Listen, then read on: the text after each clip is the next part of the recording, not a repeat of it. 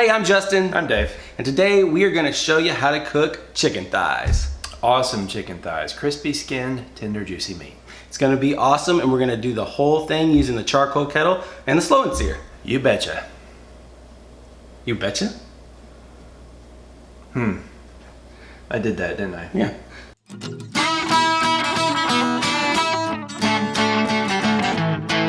So chicken thighs are a great weeknight cook because they only take about an hour. Yeah, and you can pick them up at the grocery store on the way home from work. So if you're at the grocery store, is there anything in particular that you're looking for when it comes to chicken thighs? You know, it's really pretty easy. There's two kinds out there that you typically see. There's boneless, skinless, and there's bone-in, skin-on. Just get bone-in, skin-on. Just any package, or is it difficult? Yeah, there's no grade like select or choice like you have with beef. So look for the best appearance, and the best appearance is big, juicy, and has a lot of skin because we're going to need skin for crispy skin. So how do you prep the chicken thighs once you get them home? You get rid of the flap. So chicken thighs have a big skin flap on them. When the butcher is butchering the chicken, they leave almost all the skin, it seems like anyway, attached to the thigh. So we're gonna cut that flap away and tuck the rest of the chicken skin around the thigh and just give it a really nice, neat appearance with the skin only on the top and none underneath. So is there anything special you recommend as far as seasonings? So the first thing we want to do is coat the chicken with a thin layer of oil. You can use Evo or any other bottle oil you have in the cabinet. You can also use a spray oil, Pam or something like that. They all work great. They just help to rub it here. Okay, and then what kind of rub do you recommend? So the great thing about chicken is that it's a blank canvas. So whatever your favorite flavor is what we're going to be using for this cook today. Sounds great. We'll see you guys out by the grill. Yeah.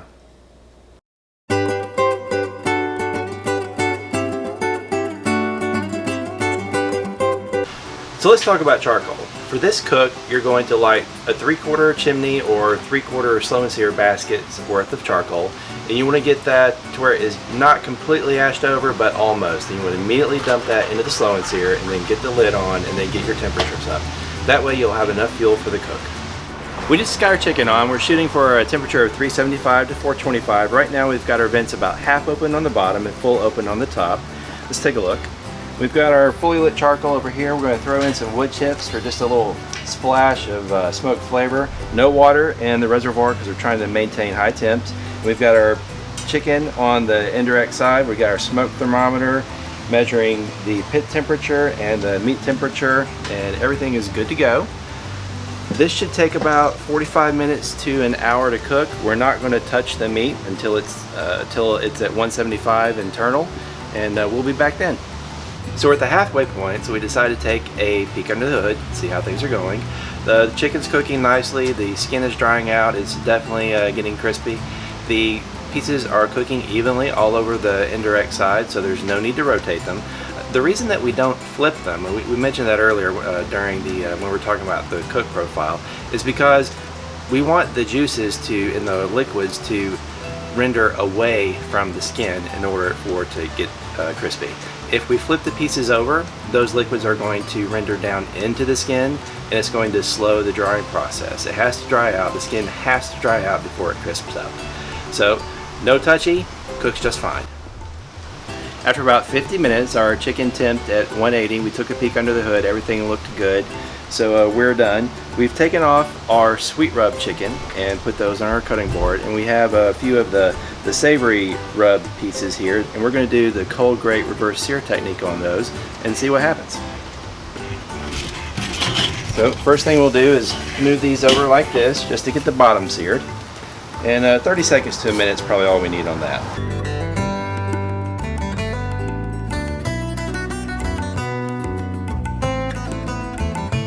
We're through searing the bottom of the chicken. We went for about a minute. Now we're going to move the pieces to the cold side again, flip them over, skin down, and then move that back over to the heat to get a sear on the skin. First thing we do is move them over.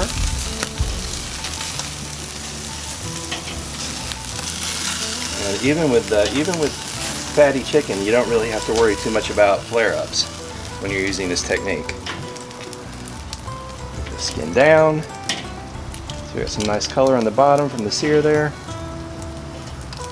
And the skin cannot take a lot of heat, so we're only going to go about 15 or 20 seconds when we sear these. All right, we got that. We're going to spin them around.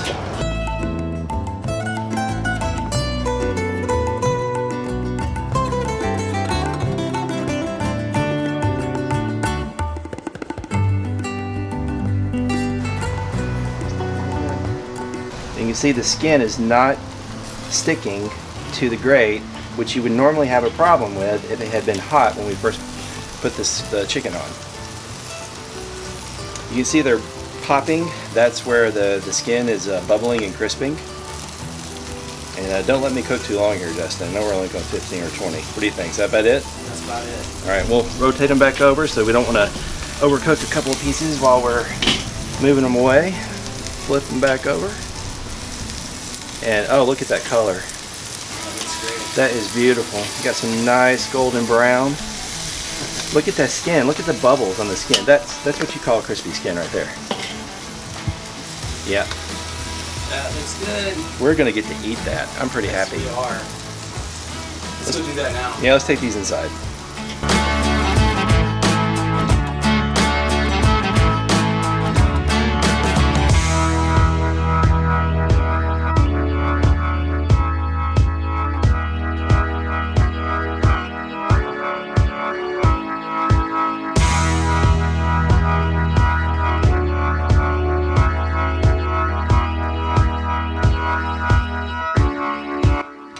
So that was great chicken. That was lip smacking, bib wearing, get it on you anyway chicken. I got the proof right here. It's right there. It's right there. With crispy skin. You can't beat it. And it was easy too. It was easy. This is a great recipe for short prep time, low maintenance. Do it while the kids are doing their homework after work. Perfect. Absolutely perfect.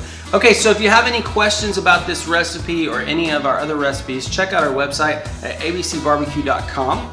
Also check us out on Facebook, the group Slow N Sear Owners and Fans. A lot of photos, a lot of contribution, a lot of community. I think everybody should be there. Yeah, absolutely. And remember, here at Adrenaline Barbecue Company, we didn't invent the kettle, We perfected it. Thanks for watching. Thanks for watching.